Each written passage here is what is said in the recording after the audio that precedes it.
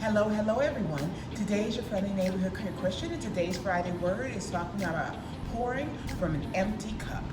Now, this little conversation came up because one, it was something I was feeling, and I think it's something that frequently happens, especially in your walk as a Christian. Like you just feel like you're just supposed to serve and give and give and give, and then you get sort of lost to where am I in that, right? How did I get here? So I want to think about Psalm 139:14. And Psalm 139:14 says that we are fearfully and wonderfully made. And why is that important? Because from that place we know that we are fearfully and wonderfully made. So we do not have to justify our presence on this earth. We do not have to feel like if I don't do enough, I'm not good enough, right?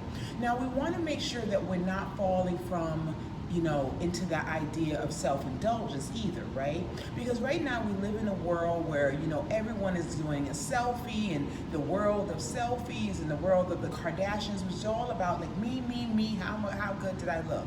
And it's okay to take a selfie. I take a selfie, it's okay to, feel like, you want to get your little thirst trap on. It's all good, right? But if you don't want to live in that place, especially as a Christian. And so how do you know what's the difference between self-care and self-indulgence? And so I was reading this blog from Kate Sinner who said, one of the ways we can tell the difference between self-care and self-indulgence is that self-care gets you closer to your goal, right? If you feel that what you're doing, the things that you're doing are helping you achieve what you want in life, then that's like a form of self-care. So now it doesn't have to always just be like, a professional goal, but if your goal is to be in a committed relationship, if your goal is to have a family, if your goal is to live your passion, if your goal is to be a great sister, if your goal is to be a great community member, part of that is to be a great activist. Part of that is this self-care getting me to that place, right? Like, but what for me is like an important part for me is to do social justice work. But I know that if I constantly give from an empty cup, I get bitter and resentful, and then I'm not really being a really good community member, right? So then self-indulgence, what does self-indulgence look like? Self-indulgence is like anything that doesn't get you closer to your goal, right? So you're like, okay, I'm gonna have this third drink tonight because you know what, I've had a hard day. Again, no judgment, but the idea is that getting you closer to your goal if you have that third one? Or if you're gonna decide, I'm gonna eat this whole thing of ice cream, right? So, because I've had a hard day, and sometimes that's cool, right? But is that getting you closer to your goal, right? So anything that doesn't take you closer to what you need, is a form of self-indulgence and not really a form of self-care. And as a Christian, it is important for self-care, right? Because when we don't do self-care, you know what that can lead to? Religiosity. You say, Mia, how? I'm gonna tell you. Because one of the things that will happen is that sometimes, especially as a Christian, we're doing things because we're hoping this will get us something, right? Now just stay with me. In the sense of that you're like, I'm gonna serve here, I'm gonna serve there, I'm gonna do this, I'm gonna do that, I'm blah, blah, blah, blah, blah, blah, blah, blah, blah, blah, blah. I am number one guilty of this, right? But underlining is the sort of idea that, if I do this, then that means I'm a so-and-so and so-and-so.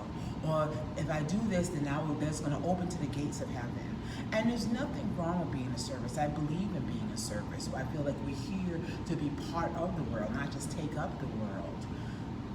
But when you stay in that sort of place, right, and you see things that may not be moving the way you want to, because maybe your intention is not completely in the best space, then you get angry, and then you get resentful, and then you become really restrictive, right? You become really judgmental because it's like, well, I did this, and this, and why isn't this, and happening, right?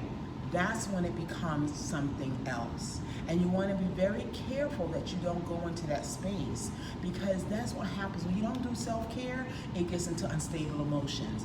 It gets into a lack of discernment, right? You can't tell the difference between up and down.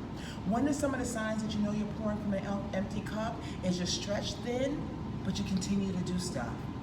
And you know that you really can't, but you just keep moving. Or you have these successes, but everything you do feels small, and everything else everyone else does feels really big, right? You can celebrate everyone else, but you can't really celebrate yourself. Or maybe on paper it looks like I have a really great life, everything is in place, but inside you're like, this looks really great on paper, but why don't I feel it, right? Those are ways of like you're just sort of pouring from that empty cup, right? You sort of do things and you just sort of keep moving and moving and moving, but you're not sure, how did I get here? What did I just do with my day? Any of those can be a sign that you're just sort of pouring and pouring and pouring, but you're not filling yourself back up, which is really important, not just because it's not the selfishness, it's so that you can be a better person in the world that you're moving in, right? One of the things that we may worry about is the fear of selfishness. I was reading this blog from Unova Center that talked about that fear of selfishness. That comes from like, if I set a boundary, if I say no, will they really like me? Again, I'm always 100. I'm number one of my challenges, right? How do you set that boundary? But if you do not set that boundary, if you're not clear about what you can and cannot do, then you're not really completely present with that other person. You're not really completely present to yourself, right? And so that's sort of, especially I would say as women, whether you're a womb woman or, another expression, is that idea is that sometimes if we feel like we just serve and serve and serve and serve and do and do and do and do, and then if we say no, then will we be liked? Will we get that date? Will we get that job? Will my kids like me? All these sort of things can really affect our sense of self. But in that setting, that lack of setting a boundary really just brings out the part of us that's not so awesome. And I'm sure that many of us can, think about those sort of situations. And this is not just for women, this is for men too, where you can just get into that idea of being like, I can take care of it, I can be the protector, I can do it. But inside, you're slowly dying inside because you're like, where am I in this? Right? And if you can't find yourself in a situation, that may be a sign that things aren't so great, right? And I just want to use the example of like Jackie Robinson, because I watched a documentary from Ken Burns, and one, how did I not know Jackie Robinson was so fine? Hello.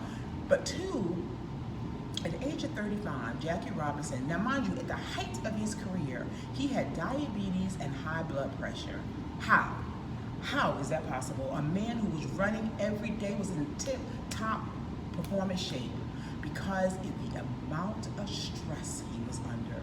Because what he was doing was not just for him, it had a greater purpose, but in that, it wrecked his body. And that's why it is so important that you do not lose yourself, because that will happen. Jackie Robinson died at the age in his late 50s. This was a man, again, who was a #1 star athlete, but the amount of stress that put on his body was not enough for the endurance and for the health of the movement he was doing to withstand it. That's why the importance of self-care. And I just want to leave us with Romans 8:13 and 14. It says, "Owe no other debt to others but the debt of loving one another." And also 1 Corinthians 6:16. Do all things you do it in love. That is important, because if you want to think about how do I live the greatest commandment, loving others as I love myself, then you have to make sure that you're loving yourself, or you won't know how to love others. Amen? So, Mia's Prayer Chat is tomorrow at 1:30. Information will be above or below. If I don't see you, I hope you hear from you next week. All right, everyone, have a wonderful week.